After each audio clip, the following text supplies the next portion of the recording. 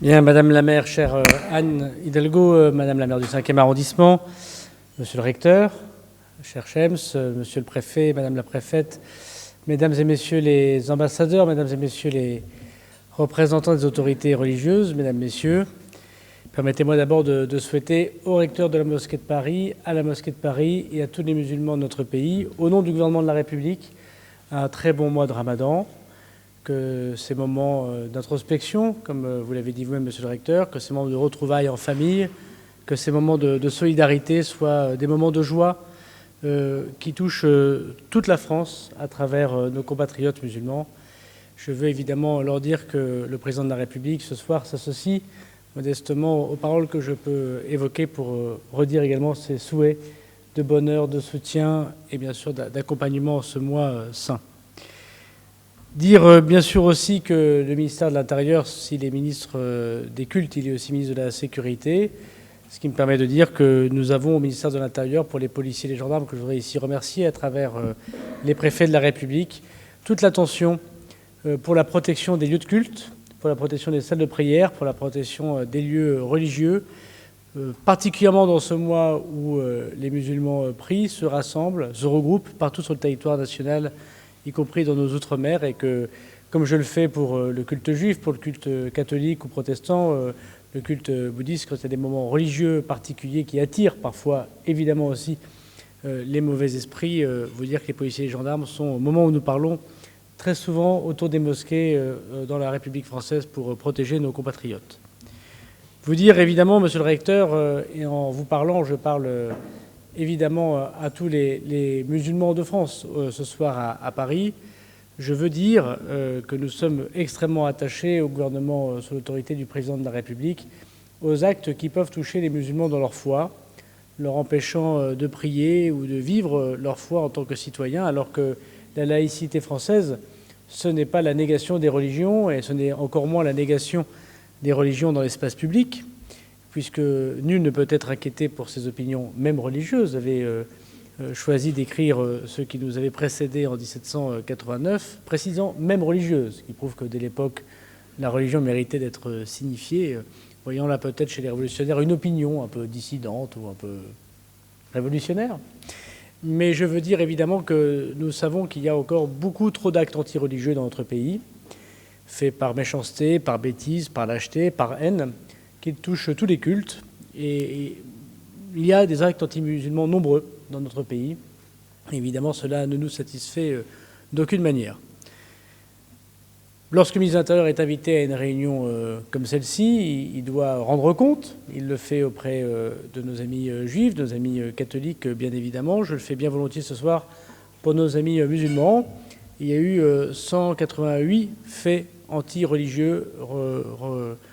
enregistrés par les services du ministère de l'Intérieur, qui vont du tag insultant sur la mosquée aux attaques contre les personnes, quelle que soit leur supposée religion. C'est vrai que c'est 18% d'actes en moins par rapport à l'année 2021, mais c'est 188 actes de trop, et c'est tous ceux qu'on ne déclare pas, parce qu'on a décidé de ne plus faire la démarche auprès de la police et de la gendarmerie, parce qu'on s'est habitué, et parce que malheureusement on vit parfois les yeux baissés lorsqu'on se rend dans son lieu de culte, lorsqu'on accompagne ses enfants ou lorsqu'on porte des signes religieux. Je veux assurer une nouvelle fois la détermination du gouvernement, les ordres et les instructions données au préfet de la République, aux policiers et aux gendarmes, pour que, évidemment, ces actes ne soient jamais admissibles, qu'ils soient toujours poursuivis, et avec Monsieur le garde des Sceaux, qu'ils soient, nous l'espérons, toujours condamnés. Je veux évidemment avoir un mot particulier ce soir, au moment où vous recevez des ambassadeurs, Monsieur le recteur, pour nous associer à la douleur du peuple syrien et du peuple turc. Monsieur l'ambassadeur, je voudrais le dire, je sais que vous êtes en contact étroit avec mon directeur de cabinet, notamment c'est la fierté de la France d'avoir répondu à l'appel de détresse, évidemment, de votre peuple. On a tous été extrêmement blessés, touchés, choqués. La France a été blessée, évidemment, comme l'a été le peuple turc, comme l'a été le peuple syrien devant les catastrophes. Et je veux redire la solidarité profonde de notre pays envers vous. Je veux aussi dire à Monsieur l'ambassadeur d'Algérie que nous sommes très heureux d'accueillir très bientôt le président Tebboune, qui est chez lui, bien évidemment, en France. Et ce sera une nouvelle façon, une nouvelle fois, de redire l'amitié profonde qui lie nos deux peuples et nos deux histoires. Quelques mots, enfin, je pense que c'est important, comme l'a fait Monsieur le recteur, et je crois que les mots qu'il a tenus ce soir sont des mots forts, comme à chaque fois, des mots courageux, parce qu'évidemment, il pourrait rester dans le champ du religieux et ne pas sortir de ce champ-là, et il choisit d'être un militant de l'islam, c'est bien normal, un militant des musulmans, et je peux vous assurer qu'il est un très bon avocat, sans mauvais jeu de mots, cher maître, de la cause, mais aussi un militant de la République. Et les mots qu'il a eus, le travail qu'il fait, malgré les menaces, malgré les caricatures, sont des mots forts. Et le président de la République le sait et encore très récemment l'a souligné. Moi, je veux dire devant lui que l'entreprise que mène le gouvernement en ce moment, et je salue évidemment tous les fonctionnaires qui m'accompagnent, à commencer par Madame la directrice en charge du bureau des cultes, et à travers vous, Madame la directrice, à l'ensemble des membres du bureau des cultes. D'ailleurs, très bientôt, ce sera pour la première fois une femme qui sera chef du bureau du culte. Donc je pense que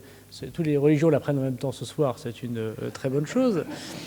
Ainsi, je n'ai pas soumis à la concertation cette décision qui ne m'appartient qu'à moi, et donc c'est une information, ce n'était pas une codécision. Je veux redire que le travail que nous faisons avec les représentants du culte musulman est un travail très important. La fin du CFCM, la création du Forum de l'Islam de France, c'est la volonté de partir du terrain, de partir de la base, de partir d'un lieu départemental, d'un lieu républicain, sur la base de ceux qui sont engagés dans la charte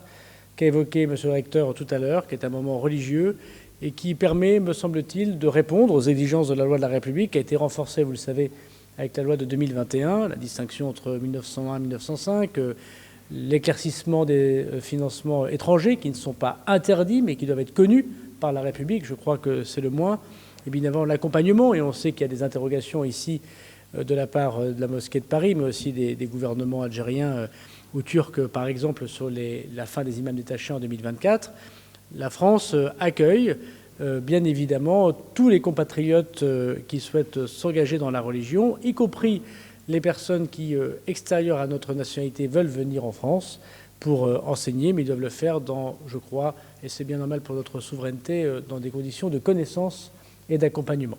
Mais la France doit aussi davantage accompagner le culte musulman à se développer, parce qu'il n'est pas digne, encore aujourd'hui, de trouver soit des lieux peu sécurisés, je l'ai dit, soit des endroits où, pour des raisons très diverses, qui tiennent à l'histoire, qui tiennent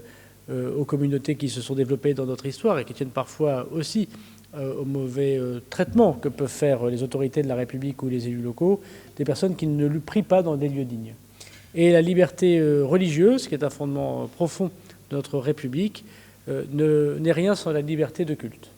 Et à travers le FORIF, il y a non seulement les rappels des exigences voulues par la République, mais il y a aussi beaucoup de choses que doit faire la République vis-à-vis des banques qui ne prêtent plus, ou qui ne prêtent pas, ou qui prêtent très difficilement, ou qui même osent ne pas ouvrir des comptes bancaires, nous l'avons vu encore très récemment, vis-à-vis évidemment des travaux. Et je veux redire que les lois qui empêchent la subvention ou le salariat des cultes n'empêchent pas la vidéoprotection de ces cultes. D'ailleurs, je veux dire ici qu'avec le culte juif, c'est bien le culte musulman qui bénéficie le plus des aides du ministère de l'Intérieur et de ses demandes, n'empêche pas le financement des travaux dans les mosquées pour accueillir les personnes à mobilité réduite. Et nous réfléchissons évidemment autour de la Première ministre à ce que les transitions écologiques des lieux, parfois des cathédrales, pardon de ce mot devant Monseigneur l'archevêque de Paris, puissent être évidemment subventionnées aussi, parce qu'on sait que c'est beaucoup d'argent et qu'on ne peut pas à la fois dire qu'on veut moins d'argent étranger et ne pas aider ceux qui, sur notre sol, ont besoin de vivre leur religion comme tous les autres.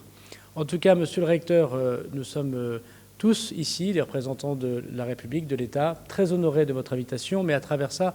à travers cette invitation d'un soir, nous pouvons aussi vous dire ce soir merci pour le dialogue quotidien que nous avons avec vous, avec vos représentants, avec les imams que vous nous permettez de rencontrer, et vous dire que le gouvernement de la République est très fier, très heureux et a beaucoup de chance de compter sur un recteur de la mosquée de Paris comme vous. Merci à vous.